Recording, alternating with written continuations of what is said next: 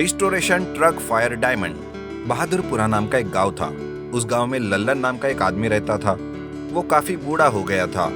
लल्लन को 2 बेटे थे। एक का नाम लक्ष्मण और दूसरे का सोनू था। लल्लन के पास एक ट्रक था जो किसी काम का नहीं था।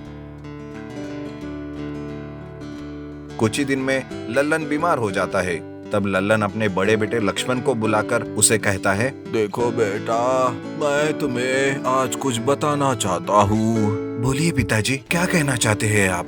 यहाँ से कुछ कोस दूर एक गुफा है। उस गुफा में एक बड़ा सा हीरा है बेटा, जिसके चारों तरफ आग लगी हुई है। बेटा, साथ साथ उस गुफा में ढेर सारे हीरे जवाहरात और सोना है। तुम उस खजाने को इकट्ठा करके ले आओ और दोनों भाइयों में बांट लो बेटा। तुम्हारी जिंदगी अच्छे से कट जाएगी। ठीक है पिताजी, आप चिंता मत कीजिए। अब आप आराम कीजिए, मैं सब संभाल लूंगा।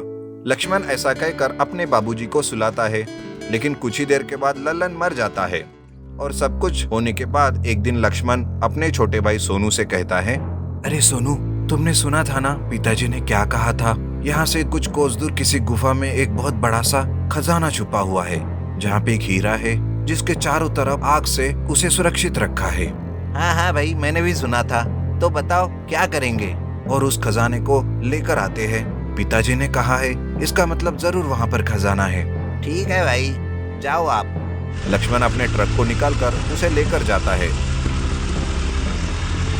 लेकिन जैसे ही वो गुफा में पहुंचता है, वहां पर खजाने की रखवाली कर रहा एक बड़ा सा सांप उस पर हमला कर देता है और ट्रक दूर जाकर गिरता है।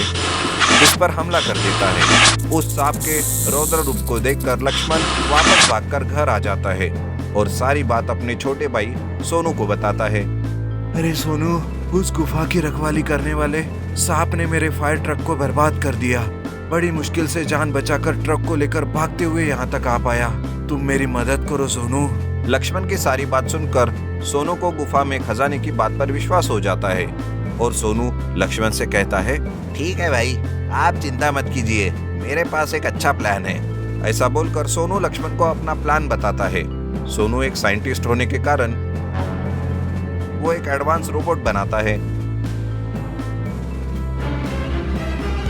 लक्ष्मण ट्रक को रिस्टोरेशन करता है और उस ट्रक के साथ उस रोबोट को खजाने वाली गुफा की ओर भेज देता है।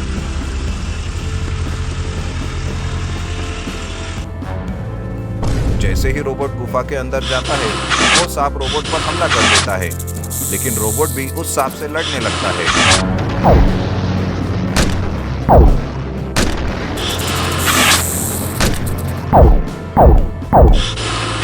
और उस सांप को हराकर रोबोट जीत जाता है। वो सांप वहां से चला जाता है।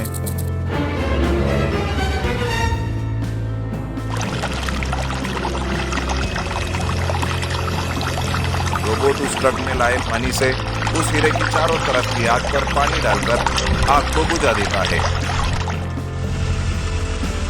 और जल्दी से उस फायर डायमंड को लेकर ट्रक में रखता है और उसे घर लेकर आता है। दोनों भाई उस रोबोट का शुक्रिया अदा करते हैं और अपने बाबूजी को मन में याद करते हैं और उस दिन से अच्छे से जिंदगी बिताने लगते हैं। ये कहानी अच्छी लगी तो इसे लाइक कीजिए। ऐसी और कहानी देखने के लिए हमारे चैनल को सब्सक्राइब करें और नोटिफिकेशन पाने के लिए बेल आइकन पर क्लिक कीजिए। Big fish truck part 3। बादशाह को मूर्ख लोग हुसैन और बाहू की बातें सुनकर अपने व्यापार में नष्ट होने के बाद बादशाह एक पेड़ के नीचे बैठकर सोच रहा था, इन मूर्खों की बातों में आकर बहुत नुकसान कर बैठा हूँ। आगे से मछलियों के व्यापार में किसी की बातों में नहीं आऊंगा। पहले मुझे अपने आप पर भरोसा करना जरूरी है। मुझे एक ट्रक और एक क्रेन खरीदनी चाहिए, तब मुझे किसी की सहायता की आवश्यकता नहीं होगी। खुद ही बड़ी बड़ी मछलियों को ट्रक में डालकर मार्केट तक ले जा सकता हूँ। बादशाह ये बातें सोचकर ट्रक के साथ साथ क्रेन भी खरीद लेता है। ट्रक के साथ साथ क्रेन को भी मुझे ही चलाना पड़ेगा, क्योंकि अगर मैं किसी ड्राइवर को रखता हूँ और वो भी मूर्ख निकला तो अभी एक और मूर्ख पर भरोसा नहीं कर सकता। दोनों को मैं खुद ही चला लूंगा। लेकिन समस्या तो होगी, दोनों को मैं एक साथ नहीं चला सकता। इसलिए पहले ट्रक को समुद्र किनारे रखकर फिर क्रेन को लेकर आता हूँ। बादशाह ये सब कुछ सोच ट्रक को समुद्र के किनारे लाता है। इतने में भारी भारी मछलियां समुद्र के किनारे आती हुई दिखाई देती हैं। अरे वाह, आज तो मेरी किस्मत खुल गई। दो बड़ी मछलियां एक साथ किनारे आ रही हैं। जल्दी जाकर क्रेन लेकर आता हूँ और फिर क्रेन से इन मछलियों को ट्रक में डालकर मार्केट में बेचा तो मुनाफा ही मुनाफा होगा। मेरी सारी मुसीबतें दूर हो जाएंगी। ट्रक को लेकर क्रेन के पास जाता है और जल्दी जल्दी एक ट्रक को वहां खड़ा करके क्रेन को लेकर समुद्र किनारे आता है। वाह, दो भारी भारी मछलियां, बहुत सारा मुनाफा। आज तो मेरा भाग्य खुल गया। इन मछलियों को ट्रक में डालता हूँ। ये सोचकर वो क्रेन को उठाता है और ट्रक में रखना ही चाहता है कि वो ट्रक नहीं दिखाई देता। अरे, ट्रक को तो मैं वही भूल गया। लगता है उन मूर्खों के साथ रहकर मैं भी मूर्ख बन गया हूँ। अब क्या करूं? कुछ समझ में नहीं आ रहा। अगर मैंने देर कर दी तो मछलियां हाथ से निकल जाएंगी। इसलिए मैं जल्दी जल्दी चलते हुए जाता हूं और ट्रक लेकर आता हूं। लेकिन ऐसे तो बहुत देर हो जाएगी। ऐसे ही वो सोचता रहता है। इतने में बाहु बाइक पर आता है। अरे, बाहु बाइक पर आ रहा है। अगर उस बाइक को मैं चलाऊंगा तो जल्दी जल्दी जा सकूंगा। बाहु, एक बार तुम्हारी बाइक दोगे? 10 मिनट में जाकर आता हूँ। अरे नहीं, मैं नहीं दे सकता। तुम इसे चला नहीं पाओगे। सिर्फ मैं ही चला सकता हूँ। प्लीज बाहु, एक बार के लिए दो ना। अभी तुरंत जाकर ट्रक लेकर आता हूँ। उसी ट्रक में बाइक भी डालकर ले आऊंगा। प्लीज। अरे, ये कोई साधारण बाइक नहीं है, ये फ्लाइंग बाइक है। हवा में उड़ सकती है। ठीक है, मुझे उस ट्रक तक लेकर जाओगे? तुम्हें बहुत सारे पैसे भी दूंगा। मुझे तुम्हारे पैसे नहीं चाहिए। जल्दी बाइक पर बैठ जाओ, तुम्हें ट्रक तक लेकर जाता हूँ। फिर क्या, तुरंत ही बादशाह बाइक पर बैठ जाता है। बादशाह भाई, जमीन पर जाएंगे या हवा में उड़कर जाएंगे? कैसे जाना पसंद करोगे? जमीन पर जाएंगे तो बहुत देर हो जाएगी। हवा में उड़कर जाएंगे तो जल्दी पहुंच जाएंगे हम। ठीक है। ये कहते हुए बाहु बाइक को स्टार्ट करता है। वो बाइक एकदम से हवा में उड़ जाती है। बादशाह भाई, पहले हम लोग समुद्र पर एक राउंड लेकर आते हैं। अरे नहीं, सीधा हम लोग ट्रक के पास जाएंगे। हाँ, चलते हैं भाई। उससे पहले एक राउंड समुद्र का करते हैं, फिर मैं आपको ट्रक के पास लेकर जाऊंगा। ठीक है, जल्दी करो। दोनों उस बाइक पर बैठकर हवा में समुद्र पर उड़ते रहते हैं। इतने में बाइक इधर उधर हिलने लगती है। अरे बाहु, ये बाइक ऐसे क्यों हिल रही है? मम्मी बचाओ, मुझे समुद्र में गिरा दोगे क्या? अरे बचाओ। अरे बादशाह भाई, माफ कीजिए, मैं तो भूल ही गया था कि बाइक में पेट्रोल खत्म है, इसलिए इधर उधर हिल रहा है। हमको समुद्र में गिरना पड़ेगा। अरे, ऐसे कैसे तुम हवा में उड़ा कर ले आए? जमीन पर आते तो कम से कम पेट्रोल तो भरा सकते थे। अरे हम क्या करेंगे? अभी कुछ नहीं कर सकते भाई, समुद्र में गिरना ही पड़ेगा। वो अभी ये बात कर ही रहा होता है कि बाइक इधर उधर हिलते हुए समुद्र में जाकर गिरती है। दोनों तैरकर बाहर निकल आते हैं।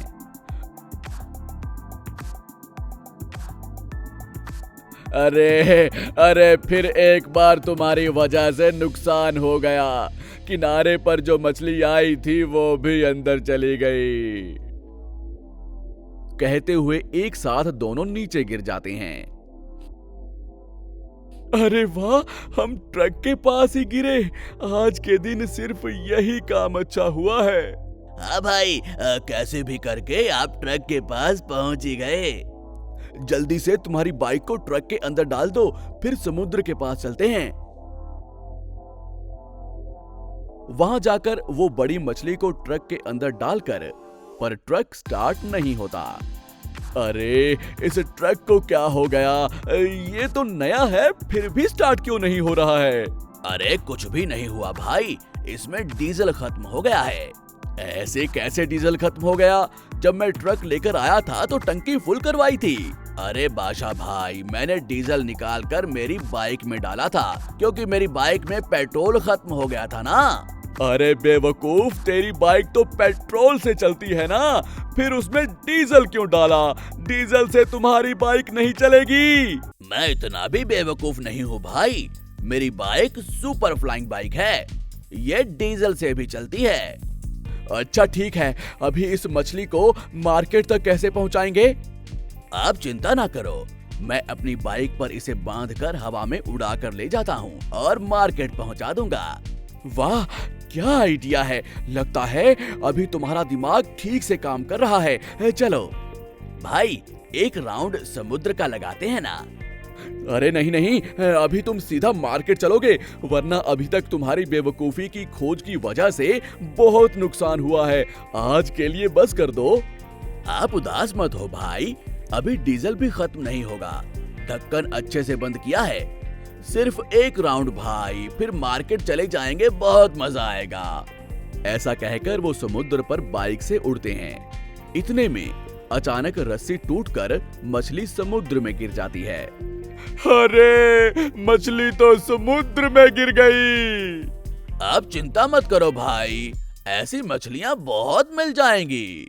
ये कहते हुए वो बाइक को समुद्र के किनारे उतारता है।